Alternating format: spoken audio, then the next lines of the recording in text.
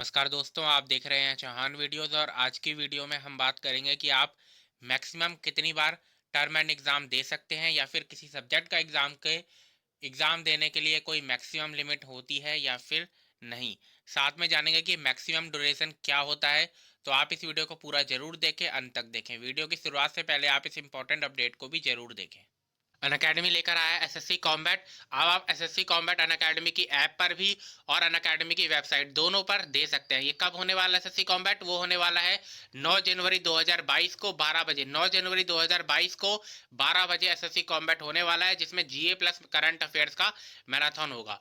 Scholarship का जो pool है इसमें 1 करोड़ तक का है, यानी कि 1 करोड़ तक की स्कॉलरशिप बांटी जा रही है। 50 क्वेश्चन आपसे पूछे जाएंगे और 40 मिनट के अंदर आपका जो है ये एसएससी कॉम्बैट होगा। PC 2021 कोड है, यानी कि कोड का जो आपको इस्तेमाल करना है वो कौन सा कोड है?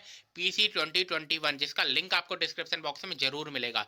तो PC 2021 कोड का इस्तेमाल कीजिए और एसएससी कॉम्बैट आप 9 जनवरी 2022 को 12 बजे जरूर दीजिए, जिसमें 1 करोड़ तक की स्कॉलरशिप बांटी जा रही है। 1 से 3 तक की अगर आपकी रैंक आ जाती है तो 1 साल का एसएससी का प्लस सब्सक्रिप्शन मिलेगा आपको।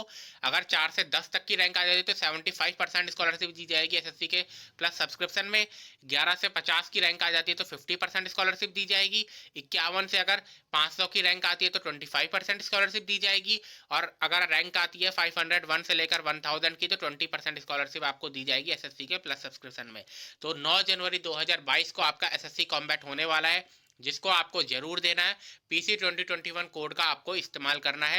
एसएससी कॉम्बैट अब आप अनअकैडमी की ऐप और अनअकैडमी की वेबसाइट दोनों पर दे पाएंगे। आप अनअकैडमी का प्लस सब्सक्रिप्शन लेना चाहते हैं तो मेरे कोड PC 2021 का इस्तेमाल कीजिए और आपको मिलेगा extra 10% discount. All set, let's crack it.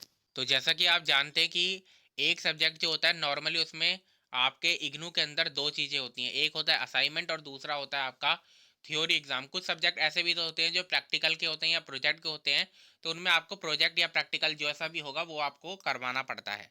तो वो सब्जेक्ट के ऊपर डिपेंड करता है, लेकिन जो नॉर्मली होता है वो यही होता है कि आपका जो एक सब्जेक्ट होता है उसका असाइनमेंट होता है और दूसरा जो होता है वो आपका थ्योरी एग्जाम होता है।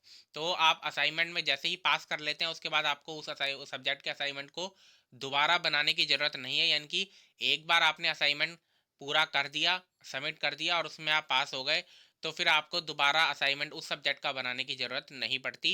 अगर आप फेल हो जाते हैं असाइनमेंट में, वैसे काफ़ी रेयर होता है, काफ़ी कम होता है कि कोई असाइनमेंट में फेल हो जाए, लेकिन अगर कोई असाइनमेंट में फेल हो गया तो फिर उसको असाइनमेंट दोबारा सबमिट करने होंगे, वरना असाइनमेंट एक बार सबमिट कर दिया तो दोबारा आपको असाइनमेंट सबमिट करने की ज़रूरत नहीं होती।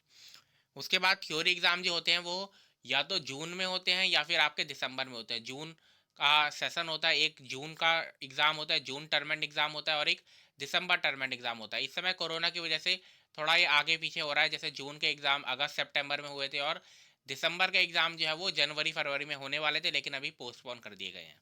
तो लेकिन जून टर्म एंड एग्ज़ाम होते हैं और दिसंबर टर्म एंड एग्ज़ाम होते हैं। आप किसी भी सब्जेक्ट का एग्ज़ाम अगर आप एक ही बार में पास हो गए उस थ्योरीज एग्ज़ाम में, उस थ्योरीज एग्ज़ाम के सब्जेक्ट में, तो आपको दोबारा देने की ज़रूरत नहीं है। अगर आप दोबारा देते भी हैं, मान लीजिए कि किसी सब्जेक्ट में आप पास हो गए लेकिन आपने दोबारा उसका एग्ज़ाम फॉर्म भर दिया और उसका हॉल टिकट भी रिलीज़ कर दिया गया, तो फिर भी अगर आप उसका एग्ज़ाम देने के लिए जाते हैं तो दूसरी बार वाले एग्ज़ाम को मान्य नहीं किया जाएगा, उसके नंबर आपके नहीं जुड़ेंगे। अगर आप पास हो गए हैं लेकिन आपको लगता है कि और भी मार्क्स आपको चाहिए या आपके मार्क्स और ज़्यादा आने चाहिए थे, तो आप क्या कर सकते हैं, रीएवल्यूशन का फॉर्म भर सकते हैं, जिसके ज़रिए एक बार फिर से आपकी कॉपी चेक हो जाएगी। ठीक, अगर आप फेल हो जाते हैं किसी सब्जेक्ट में थ्योरी एग्जाम में, तो उसके बाद फिर आप उसका एग्ज़ाम अगले 6 महीने बाद भी दे सकते हैं। यानी कि जून में फेल हुए अगर एग्ज़ाम में, तो आप दिसंबर में भी दे सकते हैं और उसके बाद भी दे सकते हैं। तब तक दे सकते हैं जबकि आपका मैक्सिमम ड्यूरेशन ख़त्म नहीं हो जाता। अब यहाँ पर मैक्सिमम ड्यूरेशन की बात आती है कि मैक्सिमम ड्यूरेशन होता क्या है। आपका जो, मान लीजिए कि आपका डिग्री कोर्स है बीए, तो बीए जो होता है वो BA first year, BA second year, BA third year 3 साल का होता है। यानी कि 3 साल उस कोर्स का मिनिमम ड्यूरेशन है कि आपको 3 साल तो उसमें बिताने ही है। ठीक, first year, second year, third year, BA का 3 साल हो गया। बीकॉम भी 3 साल का होता है और बीएससी भी 3 साल का होता है। एमए जो होता है, या एमए के कितने भी सब्जेक्ट होते हैं, एमए हिस्ट्री हो गया, एमए इंग्लिश हो गया, इकोनॉमिक्स हो गया, तो वो 2 साल का होते हैं, फर्स्ट ईयर और फिर सेकंड जो फाइनल ईयर। तो ये मिनिमम ड्यूरेशन होती है कि इतना तो आपको मिनिमम ड्यूरेशन इस कोर्स में देना ही है। इस डिग्री कोर्स में या इस डिप्लोमा सर्टिफिकेट कोर्स में देना ही है। मैक्सिमम ड्यूरेशन वो होता है कि ज़्यादा से ज़्यादा आप इतना समय इसमें दे सकते हैं, यानी कि आप किसी सब्जेक्ट में फेल हो गए और उसके बाद 3 साल के अंदर उसको नहीं कंप्लीट कर पाए, तो फिर आप 6 महीने बाद एग्ज़ाम देंगे, या 6 महीने बाद भी फेल होगा तो एक बार फिर से एग्ज़ाम देंगे। तो वो होता है मैक्सिमम ड्यूरेशन कि कितना आप इसको लंबा खींच सकते हैं। नॉर्मली जो होता है वो 5 से 6 साल का समय दिया जाता है एक डिग्री कोर्स में, यानी कि अगर आपका 3 साल का कोर्स है तो आपको 5 साल का समय दिया जाता है नॉर्मली।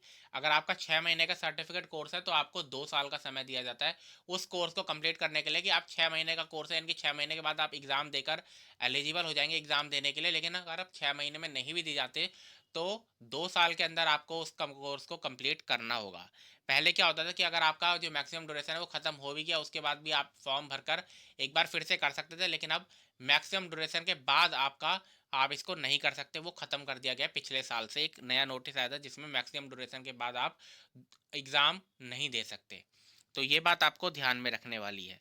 तो इसके अलावा मैं आपको एक बार और बात बता दूं कि अगर आप किसी थ्योरी एग्ज़ाम में पास हो जाते हैं और उसके बाद भी आप चाहते हैं कि उसका एग्ज़ाम आप दें, तो उसके लिए फिर आपको अपना कोर्स पूरा होने का इंतज़ार करना होगा। और अगर आपके इम्प्रूवमेंट एग्ज़ाम फॉर्म भरते हैं, इम्प्रूवमेंट एग्ज़ाम फॉर्म कब भरा जाता है, कैसे भरा जाता है, उसके ऊपर मैंने एक वीडियो पहले भी बनाई हुई है।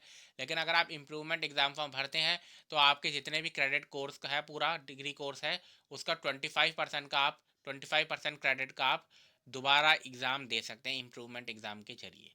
तो ये भी एक प्रोसीजर होता है। तो इसी वीडियो में इतना ही। वीडियो आपको पसंद है तो वीडियो को लाइक ज़रूर कीजिए, शेयर ज़रूर कीजिए।